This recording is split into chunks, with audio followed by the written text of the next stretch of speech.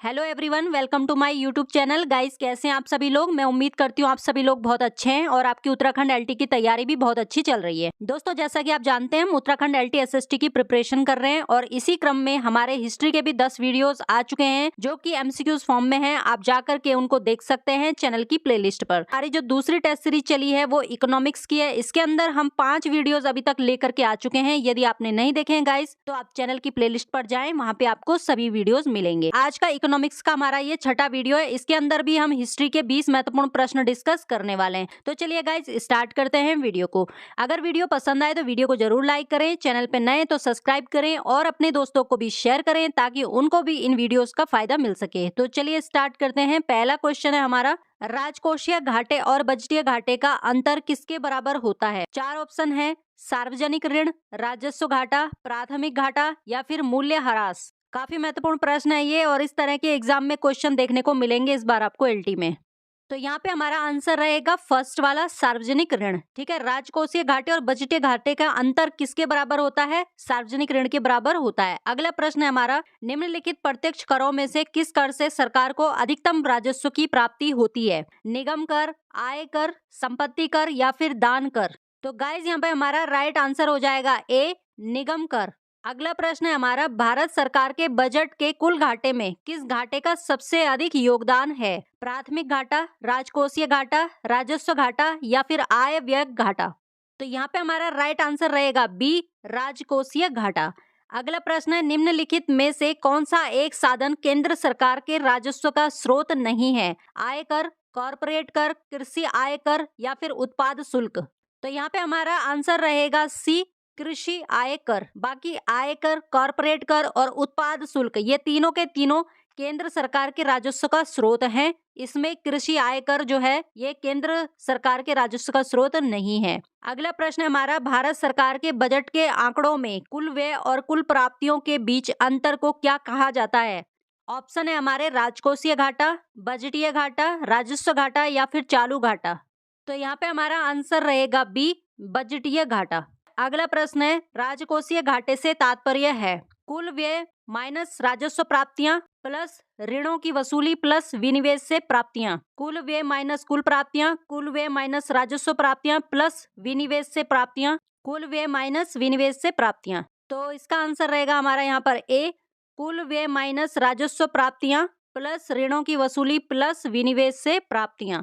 अगला प्रश्न है हमारा, वार्षिक वित्तीय विवरण यानी बजट संसद के दोनों सदनों के समक्ष पहुंचाया जाता है। राष्ट्रपति के द्वारा, अध्यक्ष के द्वारा, उपराष्ट्रपति के द्वारा या फिर वित्त मंत्री के द्वारा। तो गाइज यहाँ पे हमारा राइट आंसर रहेगा राष्ट्रपति के द्वारा। अगला प्रश्न है, केंद्र सरकार के बजट के चालू खाते में व्यय की सबसे बड़ी मद है। प्रतिरक्षा व्यय, केंद्रीय आयोजना, सामाजिक योजनाओं पर व्यय या ब्याज भुगतान। तो यहाँ पे आंसर रहेगा हमारा बी, केंद्रीय आयोजना। अगला प्रश्न है, भारत को अधिकतम कर आय प्राप्त होती है। निगम कर से, आय कर से, आयात शुल्क से या फिर केंद्रीय उत्पाद शुल्क से। तो यहाँ पे हमारा राइट आंसर रहेगा ए, निगम कर से। अगला प्रश्न है, केंद्र सरकार का गैर योजना व्यय का अंग नहीं है। प्रतिरक्षा व्यय, परिधान का भुगतान, ब्याज भुगतान, विज्ञान एवं तकनीकी विकास हेतु आवंटन। आंसर रहेगा हमारे यहाँ पर डी, विज्ञान एवं तकनीकी विकास हेतु आवंटन। अगला प्रश्न है हमारा, भारत सरकार की कुल कर आय में सर्वाधिक योगदान होता है। आय कर का, प्रशुल्क कर का, केंद्रीय आबकारी कर का या फिर संपत्ति कर का। तो यहाँ पे हमारा राइट आंसर रहेगा सी, केंद्रीय आबकारी कर का। नेक्स्ट क्वेश्चन है हमारा, संघीय बजट को अधिकतम आय प्राप्त होती है। आय कर से, कस्टम ड्यूटी से, एक्साइज ड्यूटी से या फिर कॉर्पोरेट कर से। तो यहाँ पे हमारा राइट आंसर रहेगा डी, कॉर्पोरेट कर से।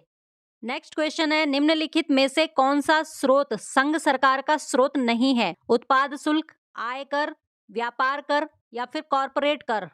तो यहाँ पे हमारा आंसर रहेगा व्यापार कर। अगला प्रश्न हमारा, भारत का वित्तीय वर्ष प्रारंभ होता है 1 जनवरी से, 1 मार्च से, 1 अप्रैल से या फिर 1 दिसंबर से। ये काफी महत्वपूर्ण प्रश्न है दोस्तों। इसका आंसर रहेगा हमारा यहाँ पर सी, 1 अप्रैल से। नेक्स्ट क्वेश्चन है हमारा, बजट एक लेख पत्र है। सरकार की मौद्रिक नीति का, सरकार की वाणिज्य नीति का, सरकार की राजकोषीय नीति का या फिर सरकार की मुद्रा बचत नीति का। तो यहाँ पर हमारा आंसर रहेगा सी, सरकार की राजकोषीय नीति का। अगला प्रश्न है, शून्य आधारित बजट का क्या अर्थ है? असीमित घाटे की वित्त व्यवस्था, अनुत्पादक व्यय की कटौती ना करना, नए कार्यक्रमों का मूल्यांकन ना करना, हर बार बिल्कुल नए सिरे से बजट तैयार करना। तो यहाँ पे हमारा आंसर रहेगा डी, हर बार बिल्कुल नए सिरे से बजट तैयार करना। अगला प्रश्न है, शून्य आधारित बजट तकनीक किस देश की देन मानी जाती है? वेरी वेरी इंपॉर्टेंट क्वेश्चन है। संयुक्त राज्य अमेरिका, ब्रिटेन, फ्रांस या फिर भारत? तो यहाँ पे हमारा राइट आंसर रहेगा संयुक्त राज्य अमेरिका।